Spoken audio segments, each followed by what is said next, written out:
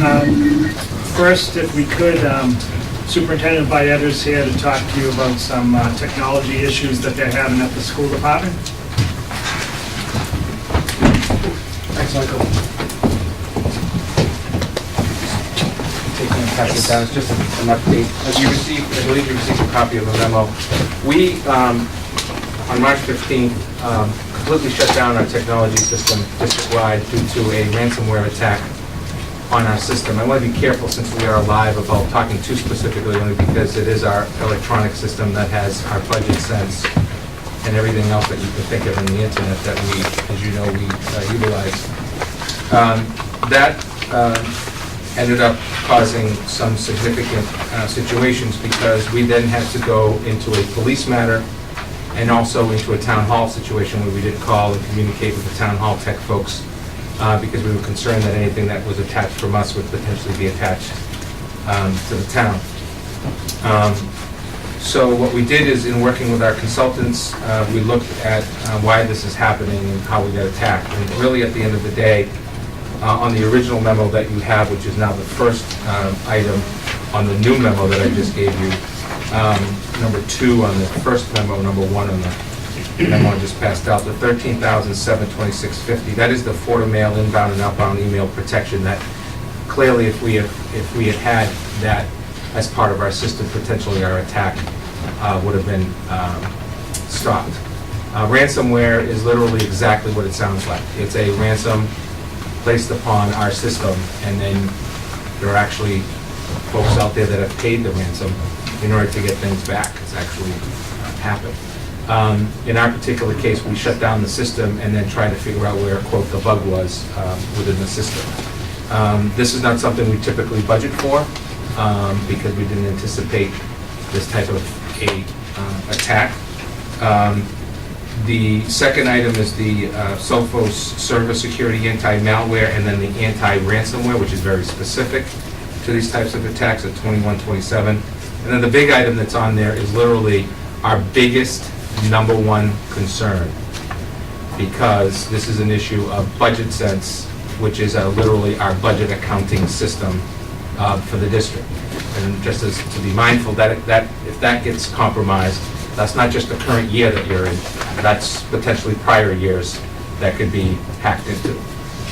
So we didn't anticipate this being something that we would be upgrading now.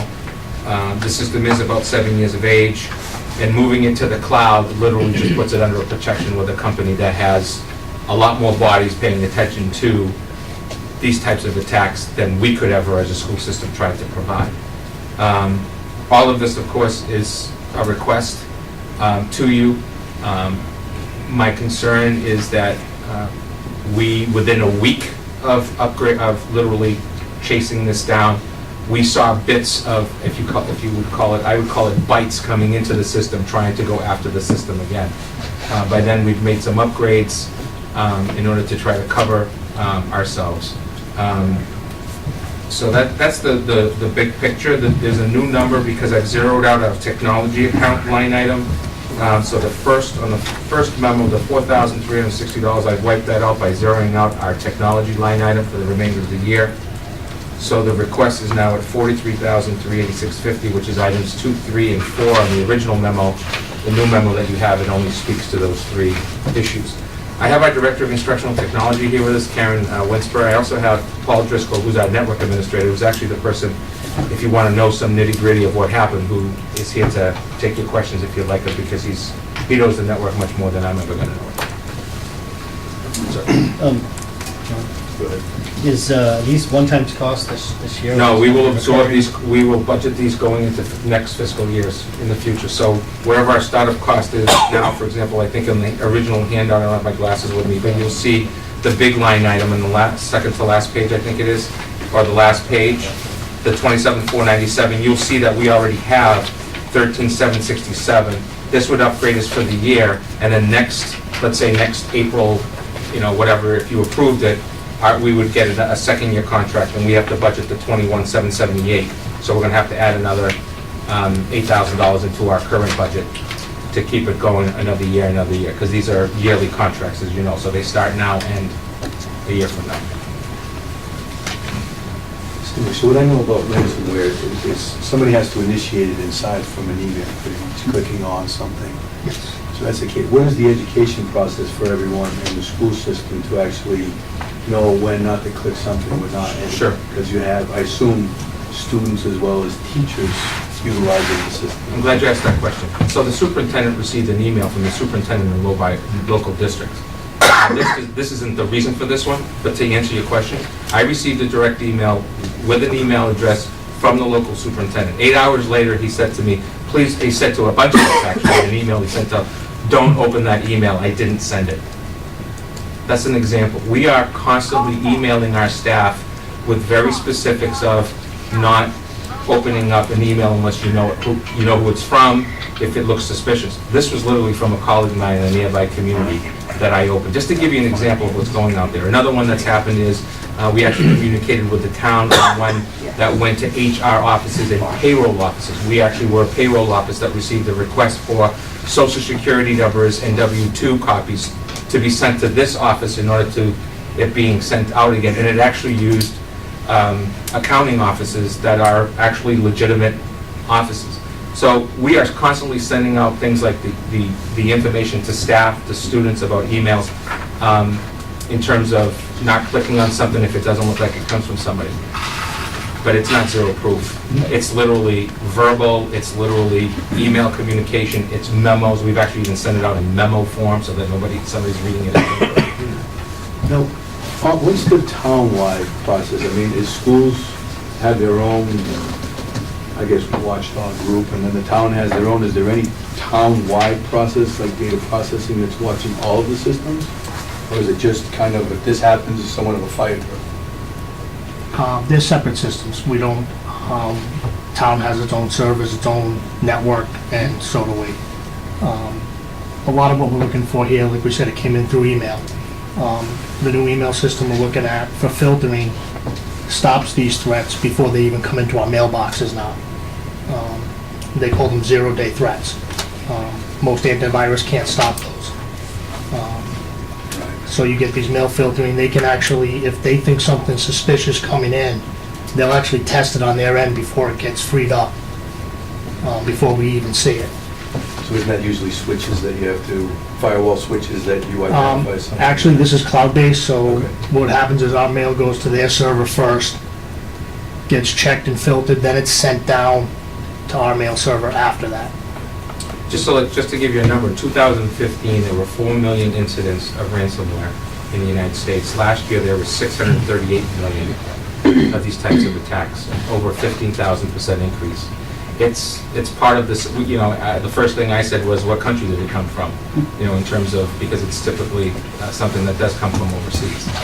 We just didn't anticipate, and I think that the biggest issue here is, Mike and I have actually just recently looked at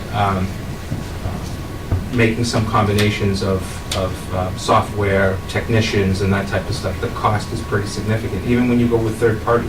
So typically, I think we had a proposal that was 6 figures this year for one person to work between the two of us. Because what's happening is the industry costs are up.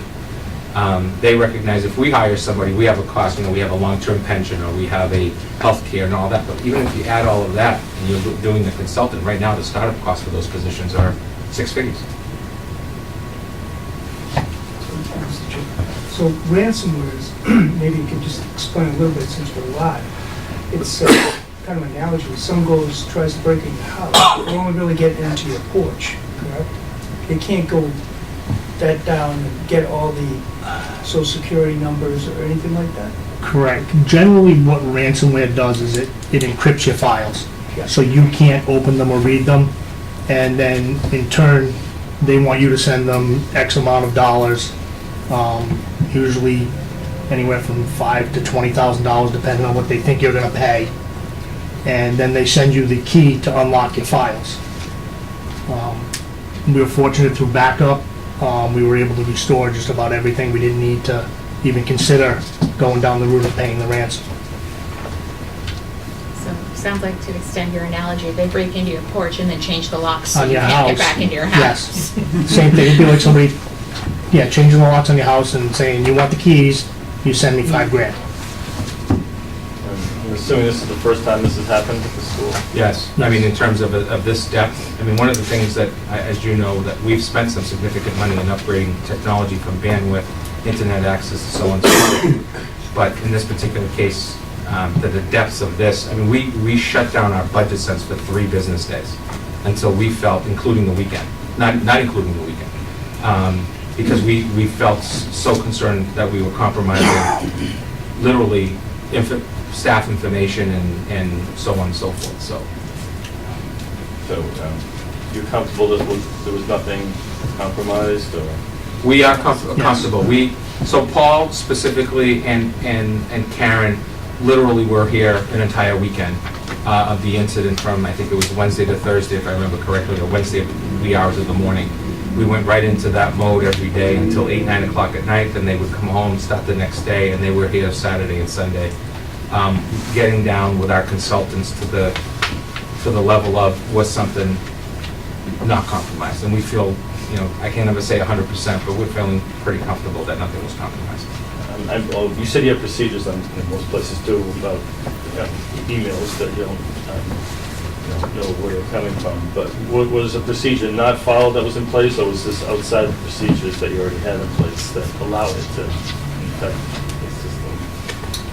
Well, I think that it got into the system just because of the level of the threat. Like I said earlier, it could have been anyone who clicked it. My example is the best one that I can give, because I actually used that as, hey, remember when 3 months ago? Because one of the things, what happens with these things is they can get into your system and sit there on a countdown system. 30 days from now, 90 days from now, a year from now. And they just wait, and so you don't know. So I literally used my example, because I went to Karen, I said, Karen, remember when? And the story I gave earlier, and that wasn't it. But that particular one, actually, you know, we didn't see anything happen to my system, except that I couldn't log into my system, my own computer. And we can't guarantee it came from that one email that I entered. And literally 8 hours or so later, it was the same business day, late in the afternoon, I received a text message from that superintendent who said, don't open that email. And a bunch of us got that email. And I happened to have already opened, so our protocol is, if you see something, if you then get a message and you didn't open it, then you contact the tech department so they can start the process of looking at what took place. Mike's got a question. Joe, the first 3 things I understand, to try and straighten out the situation that you're having right now, the budget sense, is that something that could wait? Moving to the cloud gives us direct security. Could it wait? Right now, by stopping by giving us the inbound, outbound email protection, and then the anti-ransomware, anti-malware, I would say, I defer to my colleagues, but I think that would make us feel more comfortable, but it's not 100%. Well, the only reason I ask, and it's obviously up to the finance committee what they do, but if they were wanted to wait for that part to the end of closer to the end of the year to make sure there aren't any other emergencies that come up that need attention, if this could wait. Can you speak to that, sir? Could the contract be prorated till the end of the fiscal year? 'Cause there's only a quarter left. That's something we could go to the company with and see what they could do. Maybe do just the remainder of this year, and then as of July 1st, sign the full contract. I can actually reach out to them tomorrow and see about that. We can give you an answer in writing. Get you through Mike, and get you an answer on that. Steve? Refer to the chairman. Did you report this to any authorities? Yeah, police department was reported. How about the FBI? They make a decision on where it goes at the next level. Okay. Yeah. What is the vetting process for the cloud provider? They're our firewall provider as well, and they're one of the top products out there right now, as far as filtering email and picking up these viruses. We looked at several vendors, and they all offer a similar product. This was just one of the first ones out there, and fairly well established. The other thing I always try to push with the tech department is, who knows schools? It's wonderful to know a business and great, but they may not know our software systems and all that stuff that's so specialized in some cases. So one of the things I always try to push with them is who are the other public school systems? What are their sizes that they're working with? Because that usually gives us some good information as well. How much do we have in our reserve account now? I don't have to figure out. Anybody got it? I don't remember. I think we made only one transfer. I made one thing a couple weeks ago. I didn't bring all my pantry stuff tonight. No, what I'm wondering is, this certainly qualifies for the kinds of things that a reserve account is set up for. And I have no problems with using the whole amount if we can. Now, I think what you're saying is if we might need it for something else, can we hold off on something? But I would hope that if we can, we would use it out of this year's reserve account and not have it go over to next year and then have to take it out of our reserve account for next year.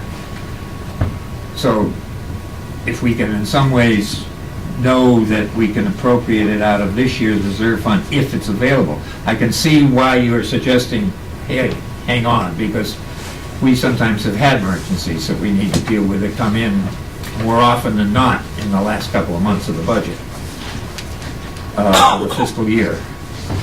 But at the moment, we seem to I think we have enough that would seem to cover this, and still leave something in the reserve account. If I remember correctly, I just didn't bring the data with me tonight. Mr. Chairman? Yeah. I'll make sure this is on the next agenda, and I'll bring the reserve fund information with me next. Okay. Mr. Chairman, so if I'm understanding correctly, though, that the 27,497 is going to be a continuing expense in perpetuity? They're all continuing expenses. Yeah. They're all continuing expenses. Okay, all of them. And in the cases of anything that's increased to our FY18 budget, we didn't know about it when we put the FY18 budget together. So we'll have recurring costs. So that you know, if you're looking at the original memo, the 4360 account is what I zeroed out, the consultant fee account from technology. So we're not asking for that amount. It's the 13,762.50 to 2127, which really kind of go together, if you will. And then the part 3 or 4 is the 27,497, which is the big ticket item of the items that are requested.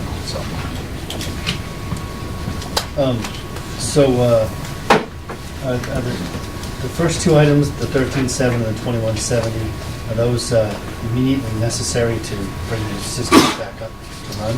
Or do you? The systems are running with upgrades that we've made to them, but these are the two things that we need that are unaccounted for in our upgrade as we are currently speaking. And then the 27.4, 27.5, that's something you'd like to do for your software. I'm not saying it's necessary, but... Right, what happens with the budget, what happens with one of them is that it's basically involving, if you look at the 13.7 and the 21, you're basically talking about two very specific wares that we're trying to keep away from 400 employees and 2,500 students from getting access to. And same thing with number 1. The number 3 on your new memo, the 27,497, is very specific to a software account that really is in the hands of 5 to 7 people or so. We do have our principals in it as well when they make requests and all that. But it's not 400 employees with their hands in that system. And by making it cloud-based, then it's a one-time changeover, if you will. There's a constant fee. The fee does come down in the second year, as you note on that last page of the handout. But then there's a company that's keeping an eye. I mean, really, the industry is moving to the cloud-based and no longer a service, which I think over time is what we'll be doing as part of our budgets as well. I guess my question is, are we at risk right now, here, this time, without those first two items? Yes. Yeah, I was going to suggest, I mean, tonight we moved the 2 items, and then we can delay these till next week to find out what the prorated amount would be for the rest of the year, and then we could get the balance. So the first 2, I think, we have to do it. Yes. Yeah. So if we could move those tonight. I don't know if it's, are they separate things or are they in one? I didn't look specifically. You can vote them as a total, because the fact is that we have you have the quotes in the packet exactly as we're pricing them out. I don't know the protocol, I'll defer to the town manager and you folks. In terms of emergency transfers, I know different communities do it differently, so it's, Yeah, we should have a, do we have one in our packet, Mike, Do we, please? do we have a transfer request? Yes, that's a question I'm No. asking. We don't? No. We can? I don't know. We move without a Transfer transfer to request. specific account. Can we move it without a transfer? We have to have a request which is going to be signed. I don't know, that's, We need a specific account number, correct? Yeah. So we can't do one this tonight, then. Have to be next week. If we had the account, we would do it tonight, right? We need the account. We can get the account provided tonight. We just need the account, what's the account for it? in terms of the school department account? Yes. That's a great request. I've never done this with you folks before. You know, typically I see a request going into the school department, period. So I don't have a line item. Well, we can't be, I mean, you can't be very broad and say it goes from the FinCom reserve to the school department. No, I mean, so it would go, I don't have an account number on me, but it would go to the technology software account of the school budget, which is a line item in our budget. I'd like to get that portion tonight if possible. I don't think we ever moved money to a particular line item in the school budget. We moved money to the school. So it's just a general line item, right? Well, if I could, it's not like they don't have this money in their budget to pay whatever has to be paid. As long as they know that you're gonna do the transfer next week, I'm sure they have 15,000 Oh, I still see. remaining before the end of the year in their budget. Okay, that, we can do that. All right, so then I'll just send a request for a transfer of that 15,000, whatever it is, Yeah. to your office to have it requested and sent back to our line item. And we'll include the line items that it's coming from so that you have it for the record. Yeah, I don't think we can find it. And you might as well include the prorated one. Yep. End of next week. Mr. Kimball? You know, I think the question was kind of asked, and I'm not sure I got the answer on it either, but should we be looking at, look at my bald head. Should we be looking at the fact that we have an issue with the school side? Have we really addressed the municipal side? Do we have protection in place? Should we be looking at a town-wide program for next year? I mean, I don't know how the municipal side is protected. I don't know if it's protected. And if they're attacking the school side, they could very well be attacking the municipal side. You got police, fire, you got all kinds of stuff going on over there. So I don't know the answer to that, and I think it's something we probably should address. Everyone's vulnerable, so Yeah. we can protect ourselves better. And we don't know right now what we have in protection in place, so, yeah, it's something to look into definitely. Do we know if we have any sort of protection on the town servers? We do. And they were checked when this happened at the school department, and there was no issues. And if I remember correctly, Mike, I believe that through you, Karen, I believe that we actually found out that there'd been an upgrade done on the town side a Last couple of year. years ago. Okay, last year that we said, oh, you know, that's part of what we need to do as well.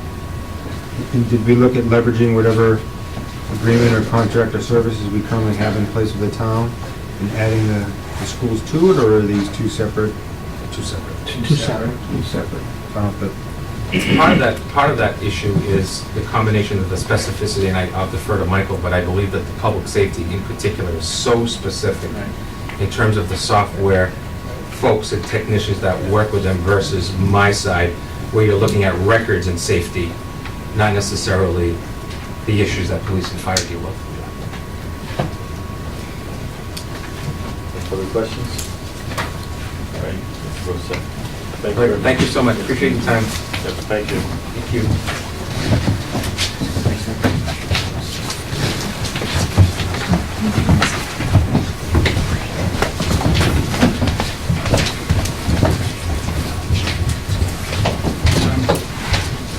have in your packets a new estimated revenue and expenditure sheet. The latest cherry sheets after the House came out with their budget, obviously not final yet, but we have provided the numbers from the House. They did increase Chapter 78, $10 per student. Special town meeting, score sheet, before that, notice of the public budget hearing, that'll be next Wednesday at the town hall. Question, so are we, is that a plus 269? It is. Let's see.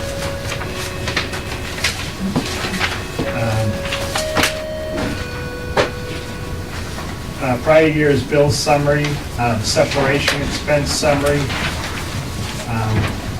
general law, that's one of the articles that we'll talk about, the town meeting score sheet, the annual town meeting warrant, the letter from Mass DOT, maps and other information, plus the zoning changes, the water and sewer budget summaries, the capital plan and recommendations, and K&P law bulletin excerpts that were helpful to me. They did a PowerPoint presentation at one point on the new laws that were passed by the governors this past year, and 3 of them that we'll be taking up. They give a little tidbit about those. So if we could look at special town meeting. The first article is an unpaid bill from a prior year, and it's $38.50 for the police department, and as usual, it was just the timing of when they received the bill, and it will be paid out of their current expense budget, but it's a prior year bill, so it has to be voted at town meeting. Mr. Chairman, I move that we recommend Article 1 in the amount of $38.58. Second. Motion and a second, all those in favor? Opposed? The next item is Article 2, and this is separation expenses, sick leave buyback and vacation buyback for 2 employees, 2 long-time employees who have retired, one in the town clerk's office and one in the highway department, and the total expense is $29,447, and that would come out of free cash. Like, how many days for each of these is the expense? Let's see, I know on, well, one of them, for example, it's 182 hours at $20.57 an hour is the vacation buyback. And the sick buyback is 327.5 hours. They had 655 hours accumulated, and they received 327.5 hours. That's on one? That's one of them, yep.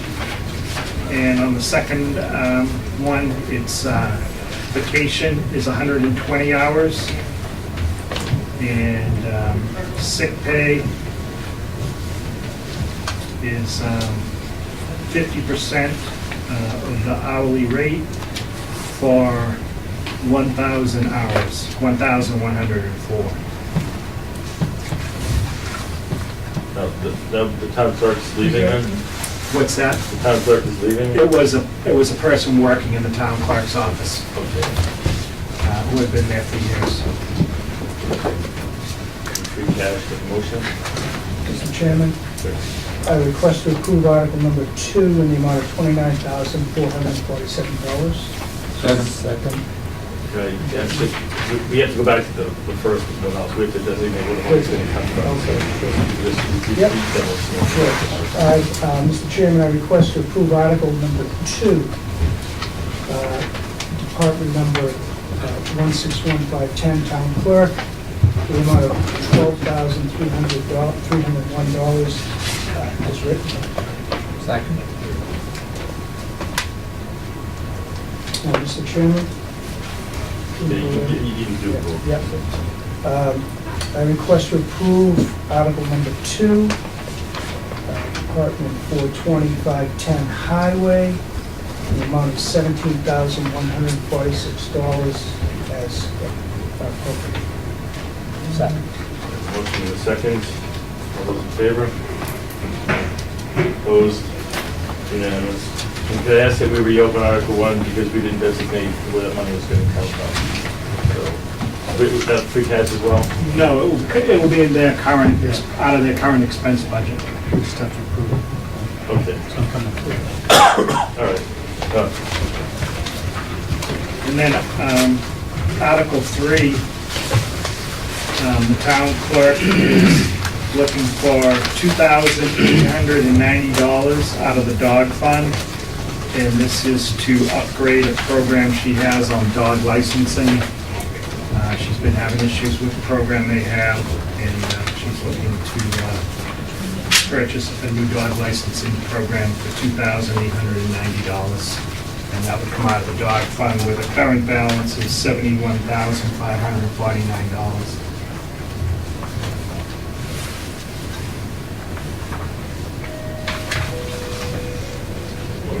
Mr. Chairman, I move that we recommend Article 3 in the amount of $2,890 to come from the dog fund.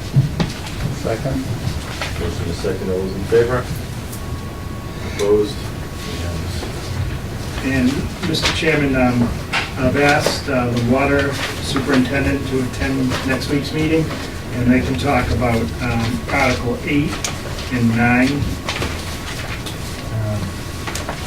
One is to add warning lighting on the water tower on West Main Street. They've been requested from the Mansfield Airport that they're not meeting the requirements, and they need to upgrade the lighting there. And then the other is to design and construct a public sewer system in West Main Street that would tie in the housing authority and the school department, the school buildings, and would run down West Main Street to the new town center sewer pump station on the Wheaton campus. We'll bring that forward.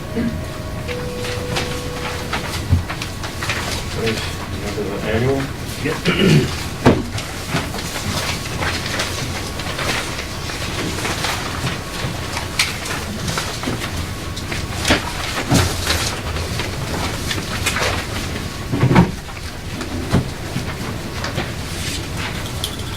The first article is Chapter 90.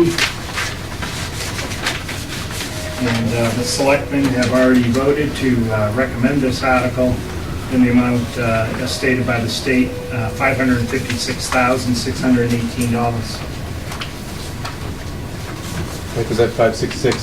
618. 556,618.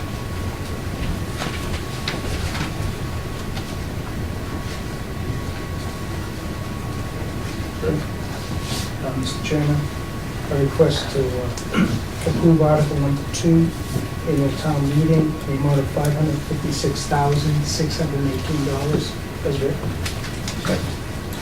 Motion in a second. All those in favor? Opposed? Unanimous. The next article is Article 5. And the selectmen also voted to support this article, and the recommendation is to raise and appropriate $25,000. This would go into the tree service fund that the highway department administers to continue tree removal. This is for the larger trees they can't handle, and also any that would involve issues with wires, because they're not allowed to work near wires, so they have to call in companies for that.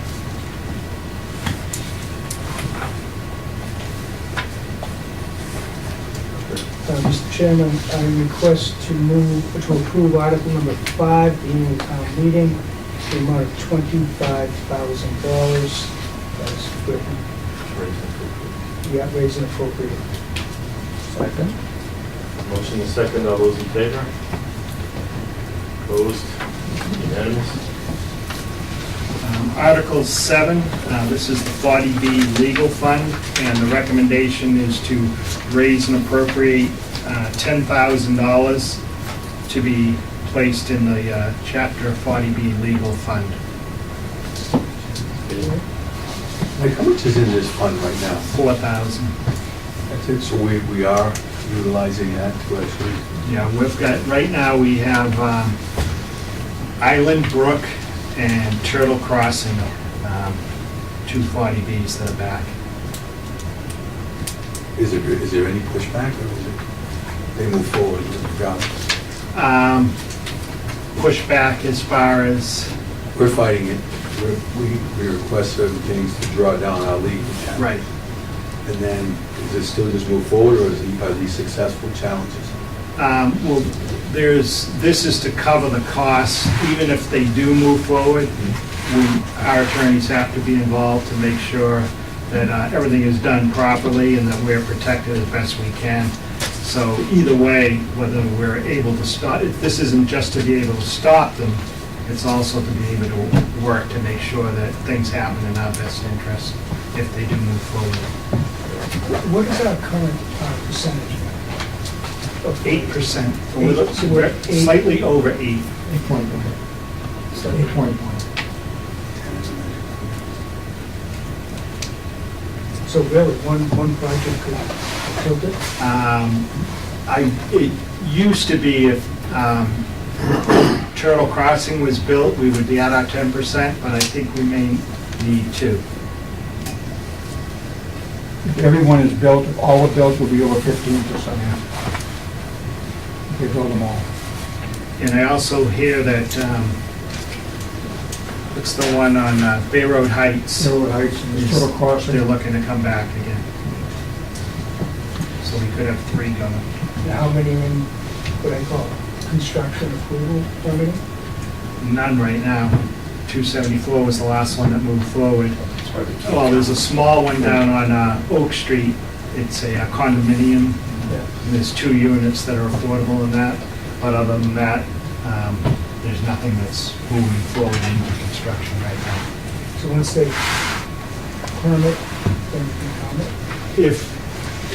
If, say, Island Brook, which is the one on, just beyond the town hall on Main Street, if that got permitted, it would count for 2 years towards our count. Island Brook, Turtle Crossing was approved in 2008, but after 2 years, 2010, it comes off our count, but they just keep getting 2-year extensions, so it doesn't count towards our count.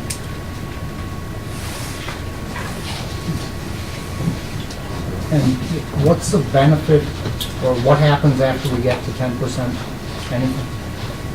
Once we get to 10%, then no one else can come in and apply under the 40B statute to bypass all our zoning and do whatever they want.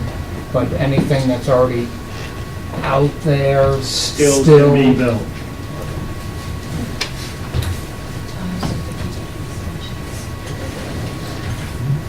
Questions? Motion? Mr. Chairman, I request to raise and appropriate Article 7 annual town meeting 40B legal fund in the amount of $10,000. Second. Motion is second, all those in favor? Opposed? Unanimous. Article 8's the operating budget. I imagine you're going to wait until after your budget hearing next week. Article 9 is a zoning amendment for a portion of Leonard Street. This is the Houghton Farm property. It's currently under agreement with Condyne, and they've proposed rezoning that the planning board has recommended to move forward. that would rezone the property from R80 to industrial. And there is a good portion of this property that won't be developed because of floodplain. The area where the driving range is a good example. So that area will be left as is, and we have the potential there to have access to the river and ball fields or whatever. They're willing to work with us to do whatever we want there. But with the development on the other parcels of land, we have the potential to realize, when it's built out, $800,000 a year in taxes from this property. So it would be a benefit to the town. They would have to do road improvements, obviously, on Leonard Street and at the intersection with traffic signalization, sidewalks, turning lanes. They will run a sewer line down East Main Street to the hump,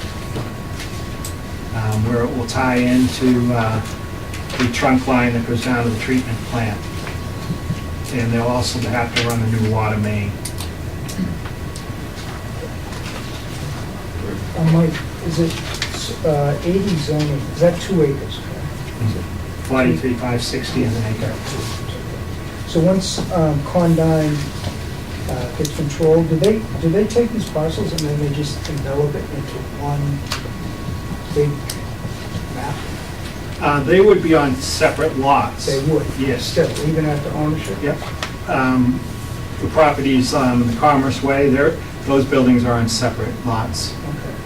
And by the way, on Commerce Way on Friday, El Milam had their topping off ceremony. They put up the final beam, so they're moving forward there. We designed the lots. So we designed the lots in terms of the commercial. Right. So what they've talked, the properties that are on the north or the east side of Leonard Street, which is not the highway side, but the other side, I know they've had several meetings with neighbors that abut that area.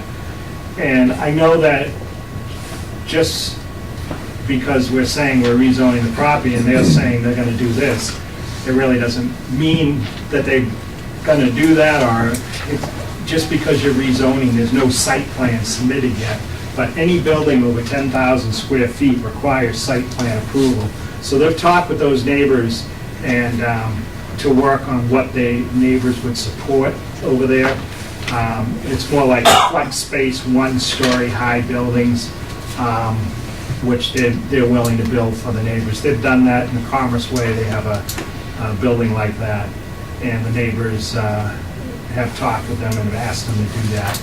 And so just because this gets rezoned doesn't mean this is what's going to happen, because they have to go to conservation. They'll have to go through site plan approval on any building that's 10,000 square feet or more, and they'll all be bigger than that.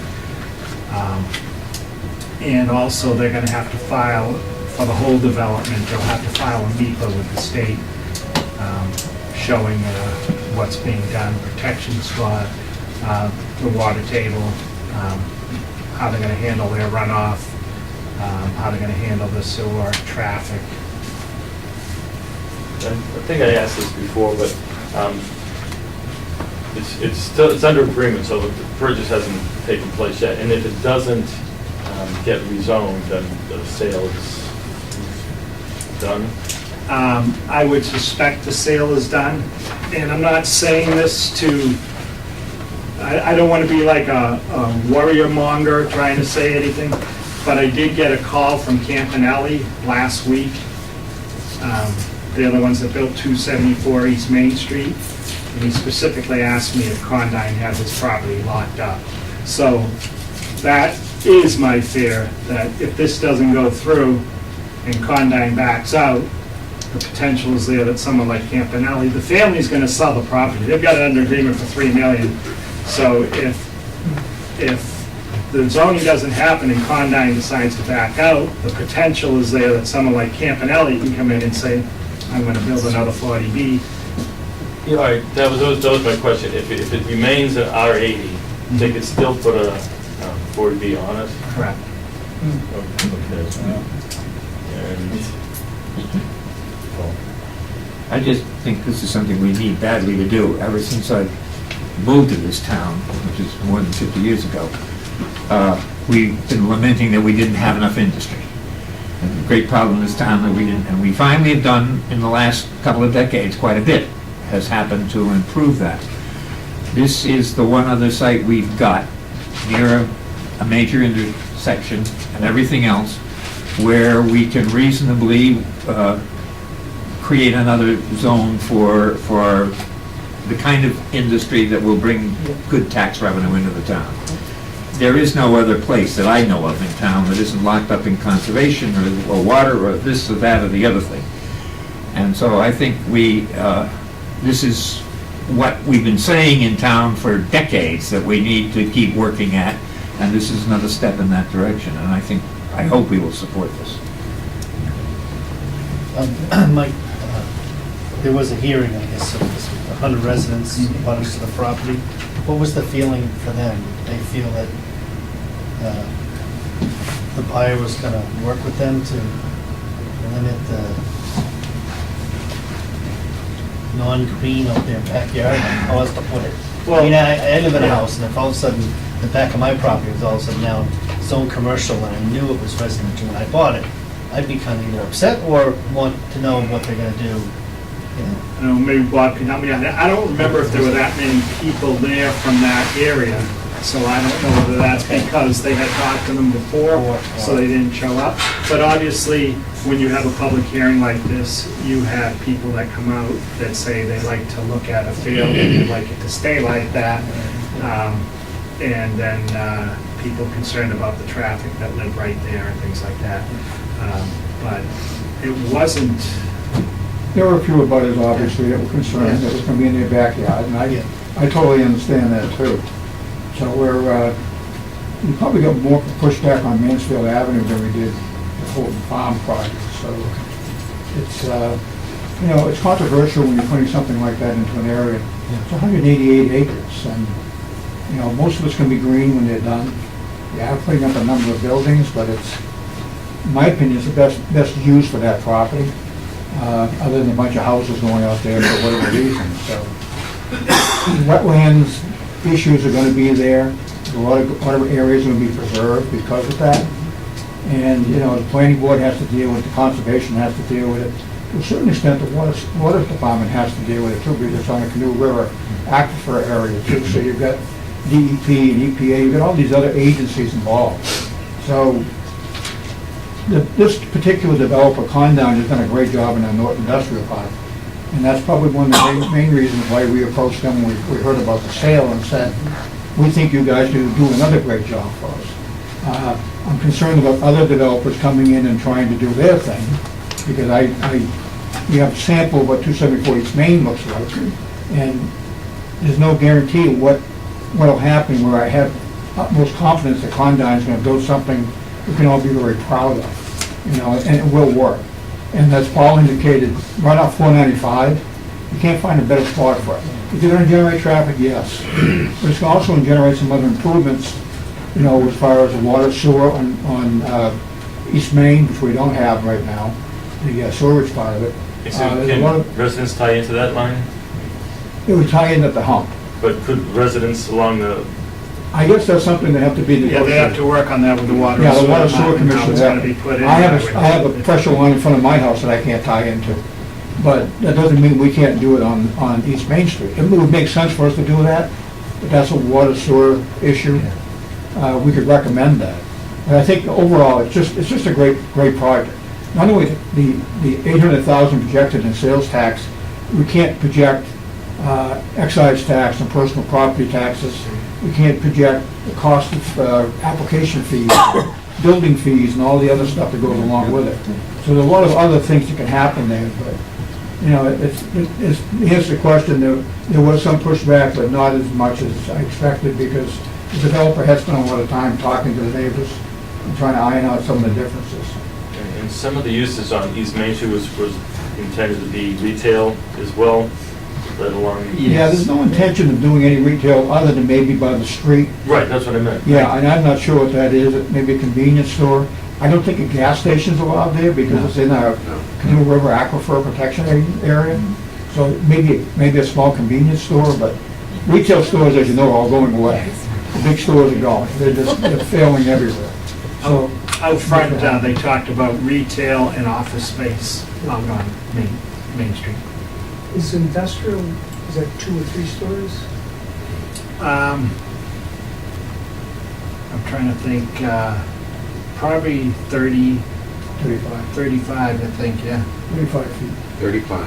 Wheaton Is is it higher Wheaton than- is Yeah, 42, so- and we So stopped them 12, 24, it's about 3 at stories. 39. Yeah, the 40B is 30, 35, 39 feet. Right, That's as we far were as able to knock off the whole floor of that. Yeah, it's 3 stories max. Well, Okay. I remember when they created the R80, I'm sorry. you No, done? no, this is your meeting. I I don't wanna recognize interrupt you. that would be okay. The R80, I mean, that's the most restrictive It is. zone that we have anywhere in town. And it was just, my own thinking was if it was, at the time felt to preserve that land, then, then you go in the completely opposite direction now and go in industrial, then, it's just, it's a leap from one to the other. That, but there are other agencies, conservation, and I mean, that's their job, I guess, to make sure that goes through. Well, someone did say, that you could rezone this and then the developer can come in and just fill the wetlands. I said, well, then you haven't met Jennifer Colley, if you think that's. Right. But they'll have strict requirements, all the areas they're dealing with, riverfront, floodplain, aquifer protection, so they'll be under some strict requirements. I know some of the residents had, on Plain Street, were worried about that road getting used, it's not a very big road now, but Right. Leonard Street. No trucking. If you picture Leonard Street, where you come down Leonard Street to the bend, from that bend to Main Street, that's all, the trucks will have to go that way. No trucks will be allowed beyond that bend. We'll post it. And there is no connection from this development out towards Birch Street either. There'll be possibly an emergency access for fire vehicles off of Janet Street. Yeah. Okay. Hold that up. It's probably the best piece of property you can look at. And I'm going to piggyback on Mike with Jennifer Colino. As the Serpent representative for the town of Norton, we have the strictest conservation restrictions on water safety, Canoe River, the aquifers. It's been designed to meet all of those tough restrictions of someone might say the water supply could be in danger. Not in Massachusetts. They're worse than Colorado. That's how strong they are. As people try to grab the Colorado water and move it to California, no way. Mass is #1 in their restrictions of water protection. As a member of the original Industrial Development Commission back in the 70s, we were the ones who got that property at Devers. I can tell you there's no other piece of property within the town. And I hope that you fall into the groove of fact that when we did that golf course, I was on the planning board then, we walked that property. That's part of that aquifer. That's why it never got built. If you go there on a rainy day, you're going to go down about 1.5 feet. That's the aquifer. That's that runoff from the other side. So you're really looking at a prime piece of property. That's it. There's no more in town. I mean, what I think, when you look at 495, you can see why that developer, who doesn't just pick and choose, he picks prime pieces of property. If you get him, you're going to get a 10 when it comes to a builder. And I know he's worked well with the town.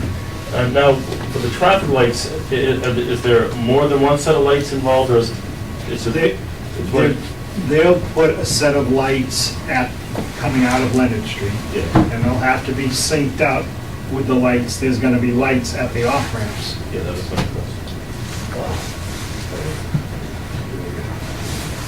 Finally. 2018 supposedly. Getting close. Yes, I'll entertain a motion. I move we recommend Article 9. Second. Second? All right, is there any more questions, further discussion? Seeing none, all those in favor? Opposed? Unanimous. The next article is Article 10, which is a rezoning of land running on 140 from Reservoir to Smith. Previously, there was talk of rezoning this property last year, and it never got by the planning board stage, so I don't know how much you know about that, but that rezoning included some residential properties, and what the planning board has done now is taken the residential properties out of this proposed rezoning, and it's strictly rezoning the land that is zoned commercial to village commercial. And part of the reasoning for that, why I brought it forward, was we did have a developer, if you look at that parcel that abuts the reservoir, parcel, is it 229? I can't read, I don't have enough light here, but it's a large parcel that runs along the reservoir. And someone did come forward that was looking to build condos along the reservoir and restaurants and businesses out front. And that's what started looking at this area. And then when you look at the area, if you go out there, you have, it's village commercial right now. You've got a business, then you have a house, then you have a business, then you have a house. So by rezoning it to village commercial, it'll allow, we're hoping it to be developed more. If you look at a residential house in a commercial zone, it can be sold as a residential house because it's grandfathered, but you can't put an addition on that residential house. But in a village commercial, you can have a house, so you can put an addition on that house.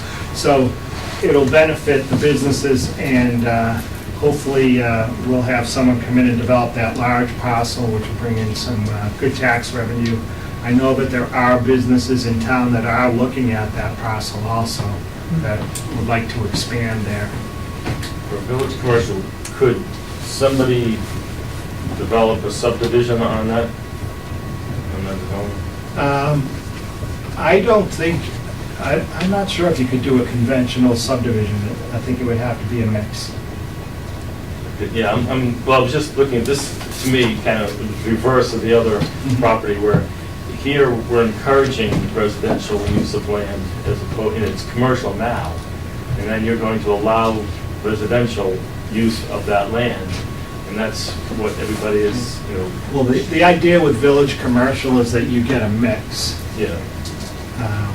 You know, this area isn't really where you're along the reservoir and everything. You don't want to see industrial businesses going in here. It'd be more, you'd want to see restaurants and small stores, professional offices, doctors, lawyers, dentists, and then have some housing there also that would help generate business for those operations.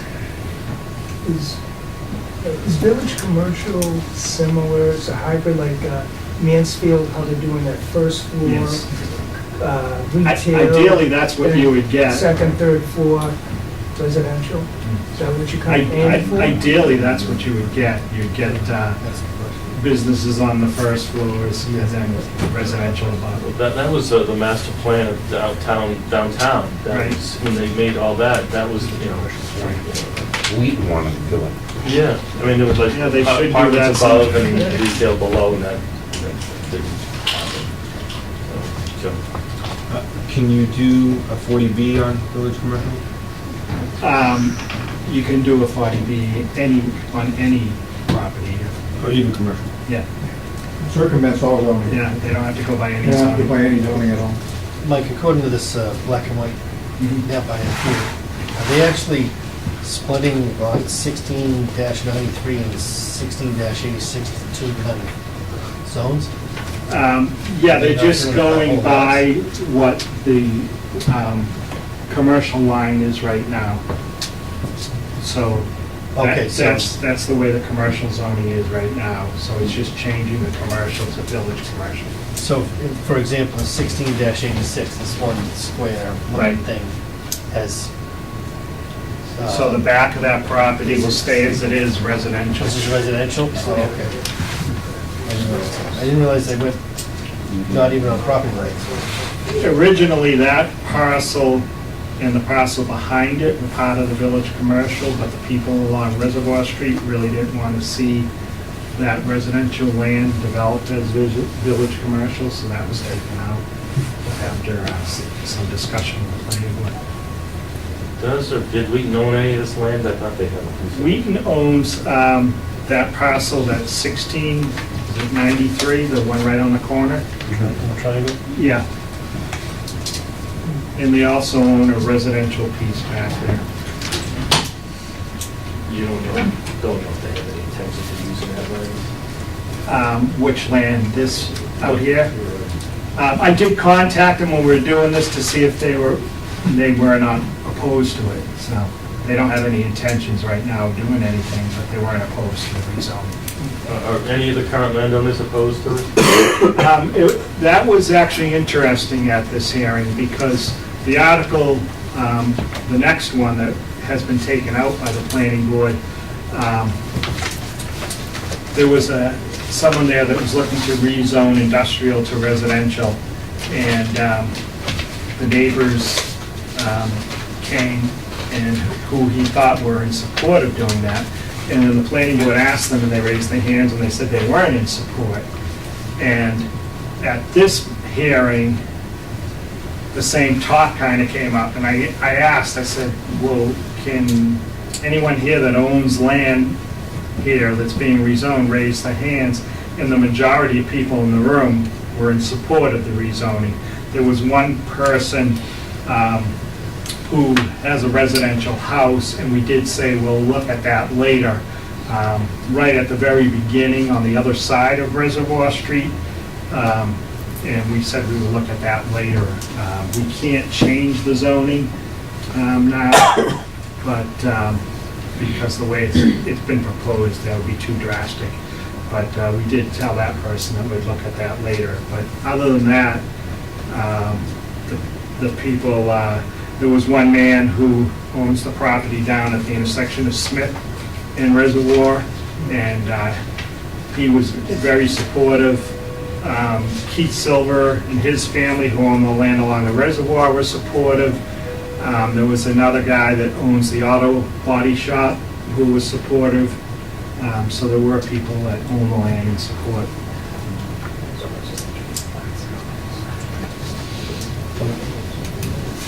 Mr. Chairman, I move that we recommend Article 10 as written in the warrant. Second. Any further questions or discussion? Seeing none, all those in favor? Opposed? Unanimous. I didn't vote. Oh, I'm sorry, one abstention. The next article is Article 11. And this article is the selectmen are in support of this article and brought this forward. This article would change the charter, and what would be involved if this article passed at town meeting next April on the town, at the annual town election, the voters would have to vote whether to support or not support this. This would change the Water and Sewer Commission from a 3-member elected board to a 5-member appointed board. And the Board of Selectmen would make those appointments. When you said April, it's in April of 2018? Yes. Do we have any vacancies on the water and sewer right now? No. Why the change now? The thought was from the Board of Selectmen that there's been a number of years where they actually had to appoint people anyways because there were openings and nobody ran. And there haven't been that many contested races besides that. And they thought it would be a better process to make this appointed. Also, the other issue, it's kind of convoluted right now. I am the appointing authority of everyone that works at the Water and Sewer Department, including the superintendent. The last time this came forward, people allowed that to move forward, that I appoint the superintendent and I oversee the superintendent, but he's got to work under a Board of Water and Sewer Commissioners also. So it's kind of like stuck in between, you know. In the current situation, then, who supersedes the other? There's a disagreement. I'm not saying it doesn't happen, but I'm his appointing authority, so technically I would supersede them. So I work with him to do our best not to put him into tough situations, but at times, my thoughts would not be in agreement with the Water and Sewer Commission, the poor guy's stuck in the middle, but that's just, this way, that wouldn't happen anymore. I was a member of the Charter Review Committee that initially proposed what we have here now. And if you remember, it was voted up in town meeting, but was voted down in the election. Other things went through, most everything else we proposed, but to keep the elected water commissioners did not succeed. This is a sort of second try for the same thing. The Charter Commission that I was a member of, along with Lee Tarantino,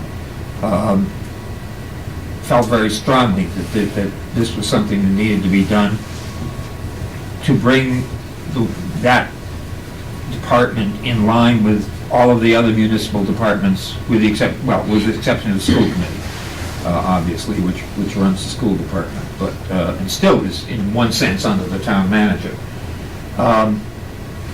Also, and I felt this very strongly because I was the liaison for a number of years when we did this sort of thing with the water department, and I went to a number of their meetings. 3 people is too small. You need the 5, whatever else you need 5. Because 3, you can get 1 person gone, then there's just 2 people, and it got very convoluted at times, and there were a number of people who were members of the committee when I was serving as liaison who rarely attended, and the result was it was very difficult for the chair of the committee to get things through and done in a proper parliamentary way. I just think we need this, and I also think that having appointed will allow the selectmen to find people who are perhaps well qualified in various ways for the various types of things the water needs to consider. It's a tough committee to be on, and there's an awful lot that you have to learn. And it's very hard for somebody to just say, I think I'd like to be on a water commission, and walk in and be able to do anything for quite some time, unless they learn. And I think I also think that there are a lot of people, this is my own personal sense, as myself as a person, who would consider doing things if they were appointed to it, who don't want to run in a public election and go through all of that. And so I'm not at all worried about finding the selectmen being able to find qualified people. It might take some time, and I really believe that the elected system, for as specialized a thing as this is just doesn't work too well. And we need 5 on the board, and I think this will bring us back in line. We heard we've already had a discussion in an earlier meeting about this, when the head of the chairman of the commission came in and talked to us about it, so this is our second go-round talking about it this year.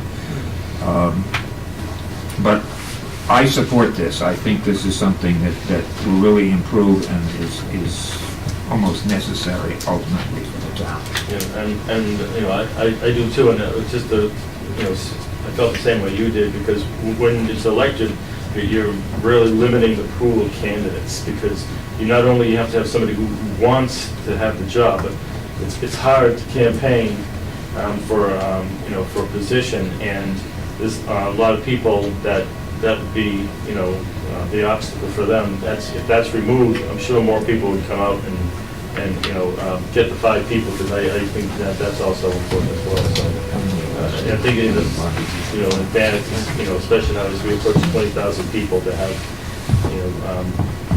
as many people, as many qualified people as we can. How many of us would run for finance committee? Right, Run from, yeah. Any further questions? I'll move we recommend Article 11. Second. There's a motion second. All those in favor? Opposed? Unanimous. Sorry, I have one question after that. Failure to do with vote. So if we recommend this and it goes through, does it still have to be voted at the town again? It could still fail?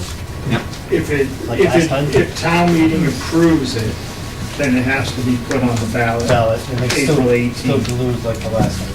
Right. That's what I And if it passes in April, then it becomes in effect immediately. Yes, I go to the ballot. This will be next. You're good? So then you have to do a big campaign of why it's important. Yes. Do you want to hold off on water and sewer budget and do that next week when you do the others? Okay. The next item is the capital plan, which is Article 15.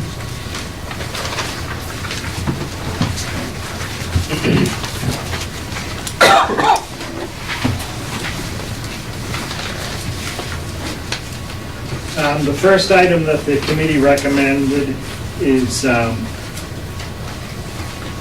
the Arrowhide wireless access. That's the wireless access system that we have in the town hall. Needs an upgrade, and that's $15,183 out of capital improvement funds. The next issue is $58,000, and that is to work. We have a sinkhole that developed at the Chartley Dam, and this would allow us to hire an engineering firm to design plans to repair that before it gets any worse. Under the police department, the police chief was looking for 3 line cruisers. Right at this time, the committee is recommending 2, and then we told him we'd see in the fall if we have the funds available for another one. And also, he needs to upgrade his radios, and this is $17,000, and both of those are out of capital. The fire department is purchasing a new ambulance, and that's $360,000, and that'll come out of the ambulance fund. There is enough money in there to cover that. And they're also looking at a utility truck to transport equipment to scenes, and that would be split 80-20. So it's a total of $65,000, and $13,000 of that would come out of capital, and $52,000 would come out of the ambulance fund. And then he's looking to purchase Red Alert dispatching software, trying to get the fire department up to improve with the GIS system. And this would also come out of the ambulance fund for $55,000. A good example of that, the need for something like the GIS system, is there was a fire one time 2 years ago, I think, during the heavy snow we had that winter. And they ran hoses over 1,000 feet from a hydrant to a house. The next day, found out there was a hydrant right in front of that house, but we have no GIS system to alert them that with something like this, when we get there, they'll know. The school department is continuing a program to replace the carpet at the middle school with tile, and that's $65,000 out of the capital improvement fund. And then also their treatment plant at the middle school, this on-site storage treatment, has come under orders from EPA to make, DEP, excuse me, to make upgrades to that. And as part of that, the schools need to show a commitment to hire an engineer to start looking at solutions to the issues that they're having. And that would be $32,000 out of capital improvement funds. The next, under highway, Keith is looking to purchase a 4x4 one-ton dump truck, and that'd be $50,000 out of capital. And then the next three items in the highway department are continued payments on vehicles. Payment 3 of 5 on a backhoe for $28,000. Payment 5 of 5 on the sweeper, $48,834. And payment 3 of 5 on his 2.5-ton six-wheeler truck, and that's $31,000. So in the end, the total plan will be $692,000 out of capital improvement requests. And I gotta double check that figure, because I don't know what you have in your packet. What do you have for the 669, wastewater plant? 32,000? We have 32,000 for the wastewater, but we also have the fire panel, the boiler reds. Right, I missed that, yep. Right, that was added, And then the copper and lead repairs, Yep. 25,000. yeah.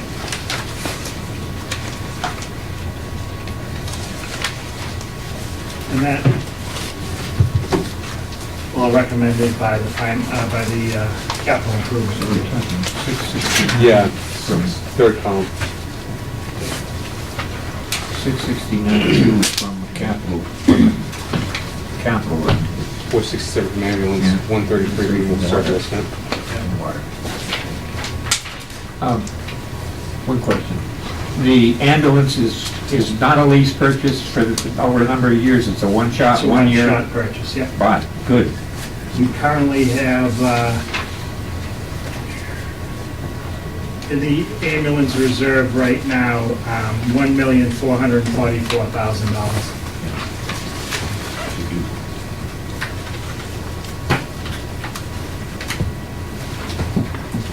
Is that just? What article number is this, 15? Mr. Chairman? I'd like to move that we recommend Article 15, the amount of $1,136,200 to be funded from, $669,200 from capital, $467,000 from ambulance reserve fund, and $133,000 from water surplus retained earnings. Is that the right number? No, excuse me, I'm sorry. The total number would be $1,269,200. That's what I thought. Second.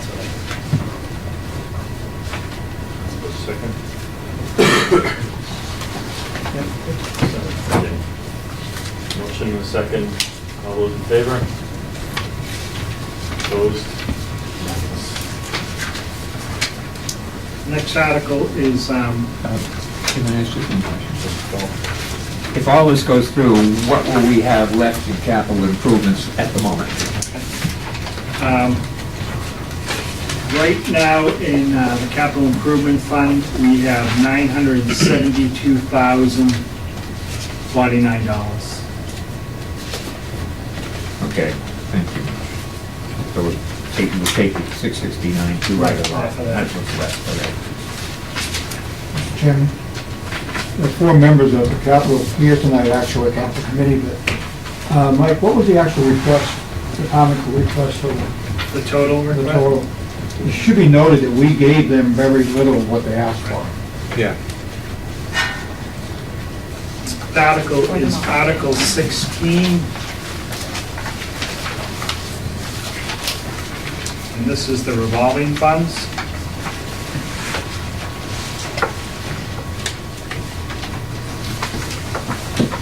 One of the things here is that first paragraph, to see if the town will vote pursuant to provision of General Law, Chapter 44, 53E and a half. We're required by law to vote to put that in a bylaw now. And then each year, we'll just continue to vote the amount that you do every year right now. But because of the new municipal law, and you'll notice that in one of the sheets that was provided to you from Colton and Page, revolving funds must be established by bylaw or ordinance. Expenditure limits still are set annually. So this is now requiring us to establish this bylaw, to adopt this state bylaw. And then when you flip to just before Article 17, you'll see the amounts. 237 Mansfield Ave, spending limit is $60,000. The Forestry Revolving Fund, $30,000. The Home Composting Bin Distribution Program is $2,000. The Recycling Revolving Fund is $10,000. The Certified Hazardous Materials Technicians Revolving Fund is $10,000. And the Council on Aging Revolving Fund is $10,000. None of those limits have changed. Those are the same limits as last year. What's the Council on Aging revolving fund used for? It's used for any improvements that they have to make at the center. Do they use it every year, or is it any money left over? I don't know how much is in there right now, to be honest with you. So we just have to recommend the article as written.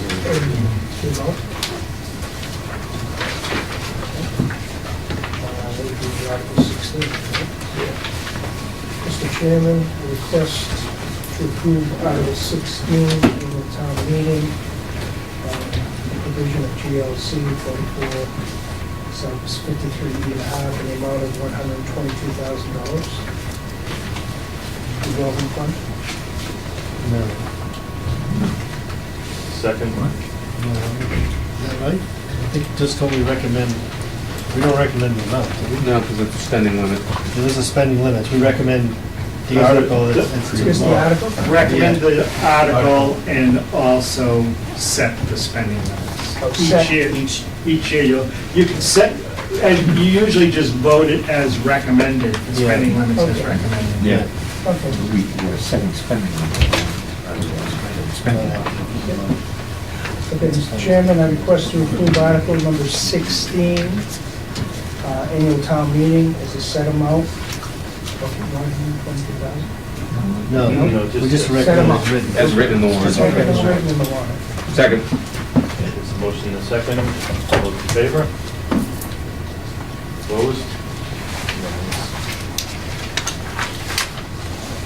And the next article, Article 17, by law right now, only the planning board can set up a request for a developer to put up a performance deposit to ensure that they perform the work that they're supposed to do. Board of Health can't do that. Conservation can't do that. Selectmen can't do that if, say, like, someone was gonna lease property from the board and we had some requirement. This law now allows other town boards to establish an account if somebody, a performance bond account on any project.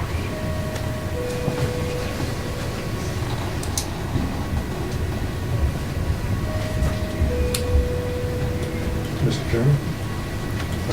Is that typical in the area, that each board can impose their own? Not until this law, it wasn't allowed by law, only the planning board could do that. Now, under the new Municipal Modernization Act, they put this in place, so now any board can require that. But he's saying, are towns accepting this? Do you know? Or- I would imagine they're going to accept it this year. This is brand new, in other words. Yep. So who sets the bond? Who sets the bond? The bond would be set, usually, the Conservation Commission, for example, would have a consultant engineer who would look at a project and figure out what had to be done, and would establish the bond amount and work with the developer. So it's not a percentage. What's that? It's not a percentage. No, it'd just be based on the project, whatever is needed to finish off a project. Probably a good example of that would be 270 through West Main, where we couldn't, East Main, where we couldn't put any kind of bond in place at all for anything we wanted at that 40B project.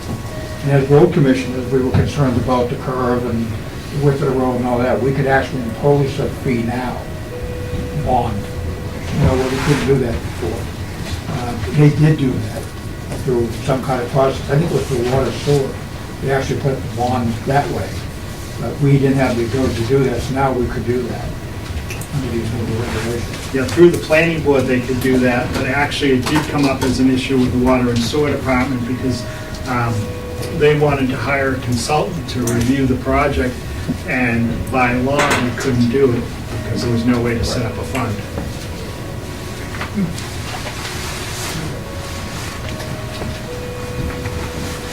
For example, if they infringed on the cemetery that was there was no bond in place, so if they went over by 6 feet or 7 feet Yeah. on their own, There's no we had no recourse. Recourse, yeah, that makes sense.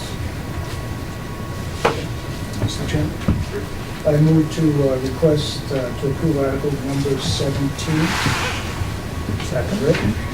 Second. Motion second, all those in favor? Opposed? Unanimous? Article 18, this is license and permit denials amendment. We adopted the statute previously, and under the new Municipal Modernization Act, there's one change in the statute. Right now, you can only deny, if someone wants to pull a building permit and they owe taxes to the town, and they're more than 12 months behind, you can hold them up and they can't get the building permit until they either pay or work out a payment plan with the treasurer collector. The new statute, it doesn't have to be more than 12 months. So, it could be less than 12 months. And you may not want to hold someone up, but you at least get a payment plan in place if they're going to pull a permit. And that's the only change, it's just taking up 12 months, more than 12-month requirement. Shall annually and May periodically, okay. But usually the end May periodically, that's new. That's an addition to it. I think it's straight through as well. Required to do it annually and May do it permanently. Motion? Mr. Chairman, I request to approve Article number 18 in the town meeting as written. Second. Motion and second, all those in favor? Opposed? Unanimous. Article 21 is OPEB funding. Paul Helmrich wanted me to put $500,000 in there. Yeah. Article 21 is usually something that we address in the fall, and so I'm not recommending that any money be put in the OPEB You're not, right now. That's Article 20, right? 21, 21 stabilization. no, 22 is stabilization. not on our, You're not on the warrant. No more 22. My old checklist, so 20 you're not doing anything? no, And 21 you're not doing anything? no. we go no action and? Yeah. Mr. Chairman, I request to put no action with Article number 20. Second. Motion second, all those in favor? Opposed? Article 21. Mr. Chairman, request to no action on Article 21 in the town meeting. Second. Motion is second, all those in favor? Opposed? Unanimous. Like, I had a question, just because it came up recently for me. What's the, for the override? If it passes on the election, then the finance committee has to recommend one of the two budgets? Right. And so so we would make the motion for A or B, and then, you know, and then there'll probably be a motion to amend it, and that, you know, or whatever. So that's how it would work. We choose one budget. Right. And then we move one that we recommend, and then town meeting takes over. Correct. Just like any town meeting, if anyone wants to amend the budget, they can amend the budget. Okay. All right, it's just curious that we can, so then. Mike, was it brought up with the fact that if it does pass, the costs involved on the day of the town meeting, the $35,000 to electrify the high school, was that brought up, or is this for the first time they're hearing it? I don't know if it was brought up at all. Do they want to know that they might be spending about $35,000 or $40,000 for the town meeting? Should they know that as the finance committee? Yeah. How about if you brought them up to speed, if you could, on the costs that Conveyor brought forward after that meeting? I haven't received, I'll get an estimate from the company that Cable has been talking with, and I'll bring that to the budget hearing next Wednesday. And that will, in the past, there's been two locations that would probably get the same thing? It would be the auditorium, the high school auditorium, the high school gymnasium, and the high school cafeteria. And there's a consultant that Cable is working with so that they can have cameras and microphones put in each location. And I'll get that information for you. There might be busing involved where people will shuttle from Wheaton or shuttle from Comcast because there's no parking near the high school. And if it does pass, you're looking at possibly 1,800 to 2,000 people in the high school. And it probably won't start until 8:30, even though it's supposed to start at 7. And we know that from the debt exclusion. We had a big turnout for that in 3 different buildings. This was brought to my attention by Mr. Gouveia after that meeting last week. And that's why I came to this meeting, to see if you were up to speed on the fact that you could be spending, I think the guesstimate was $25,000 to $40,000 if the meeting runs over to another night. And that's something that needs to be batted around. Yeah, I agree, thank you. There have been a number of meetings with the moderator talking about how we could stage this if it does go through. And obviously, we have an obligation to make sure that everyone has the ability to be heard, to see what's going on. We have to come up with a plan, to develop a plan. People in numerous rooms can be a part of the town meeting, and we're required to do so. We have no choice. So if it does go through, we have to come up with a, contingency plan on how we're going to run this town meeting. We have talked about buses. We have talked about the audio-video part of it. We are convinced we've got enough room for 2,200 people in the 3 rooms that we're talking about at the new high school. So we're not concerned about having to use multiple buildings. We can use the one. But it's going to be a process, and we're just starting to get involved in the conversation now. Because if it does pass the ballot, then obviously we have to continue moving ahead make sure everyone has the opportunity to participate. That's what it goes down to. And I know it costs a lot of money, but if taxpayers say they want to move ahead, then we have to figure out a way to do it.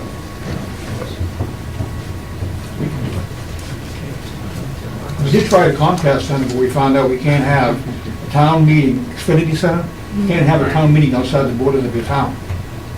We thought that would be a perfect place to have it. Put everybody there, big parking lot, everybody go in and, you know, have a good time. Isn't part of the Comcast Xfinity in Norton? No. I thought it was part of the parking lot. I thought so too, but there's nothing there. Nothing. We looked at that. And that's if it passes, we don't know what the numbers could be if it doesn't pass. I mean, people could be just as enthused about going and watching the regular budget. Well, there's also, like Mike said, I mean, anybody can amend the budget, so as soon as it's moved, they can move the B budget, and then the process will take place whether it passes or not. Well, now you got a heads up on new costs that are thrown at you, rather than, having dumped on you. You could be thinking about it. I think we'll set my time. Okay, thanks. Thanks, Mike. We have minutes from March 22nd.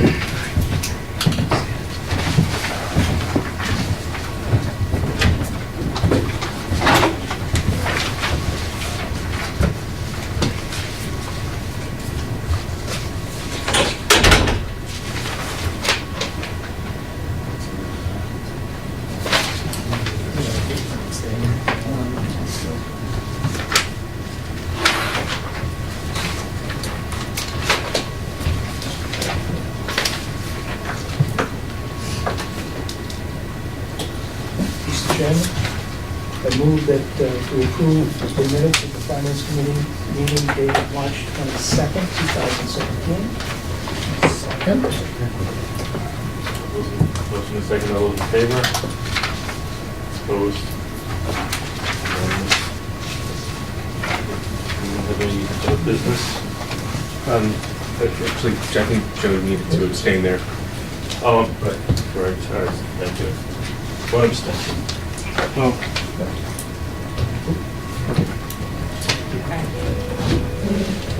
right. So moved. Refresh me. Next meeting is when? Next meeting is Wednesday, 7 o'clock, and our public hearing will be at 7:30. So that's the 19th? Yes. Yes. Okay, all those in favor of adjournment? Opposed? Unanimous.